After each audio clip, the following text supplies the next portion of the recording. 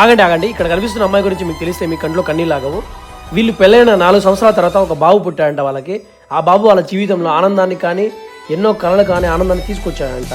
ఆ బాబు పుట్టిన 11 రోజుల తర్వాత ఏది తినడం లేదంట, ఏదైనా తిన్నా కూడా కక్కుంటున్నాడంట.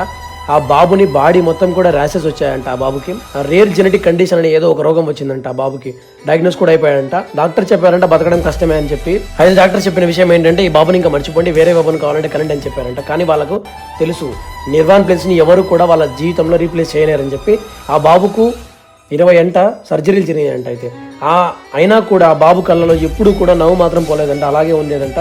ఈ నెల వాళ్ళ బాబు రక్తపాతం చేసుకుంటూ ఉన్నాడంట. ఆ అబ్బాయి బాడీ సెప్టిక్ షాక్కి గురైందంట. కొన్ని గంటల తర్వాత వాళ్ళకి ఎంతో ఇష్టమైనటువంటి మ్యాజికల్ కిడ్ వాళ్ళ జీవితంలో కోల్పోయారంట. అబ్బాయి వయసు 2 సంవత్సరాలంట. ఆ తర్వాత తను చనిపోయాడంట. విచిత్రం ఏంటంటే ఆ అబ్బాయి తను బతికిన 2 సంవత్సరాలు కూడా హాస్పిటల్లోనే ఉన్నాడంట. కానీ ఎప్పుడు కూడా హోప్ అనేది మాత్రం పోలేదంట. ఆ అమ్మాయి ఆ బాబు మీద ఎంతో హార్ట్ టచింగ్ మీద కదా వాళ్ళ స్టోరీ వింటుంటే నాకే ఆశ్చర్యంగా అనిపిస్తుంది. వీటి గురించి చెప్తున్న నాకు అన్నీ ఆగట్లేదు చెప్పాలంటే మనసు కూడా. సో మన జీవితంలో బాబు చనిపోయిన రోజు ఆ అమ్మాయికి ఒక చీకటి రోజుగా అనిపించిందంట. ఆ అమ్మాయికి ఇంకా వాళ్ళకి అనిపించిందంట జీవితాంతం కూడా వారిద్దరు కూడా నిర్వాణ పేరెంట్స్గానే బ్రతుకుదాం అనుకున్నారంట. ఈ కథ విన్నాక మీకేమనిపించిందో మీ అభిప్రాయాన్ని కామెంట్ బాక్స్లో ఖచ్చితంగా చెప్పండి. ప్లీజ్ అండి, నా వీడియోస్ మీకు నచ్చితే మాత్రం సబ్స్క్రైబ్ చేసుకొని మీ సపోర్ట్ నాకు ఇవ్వండి.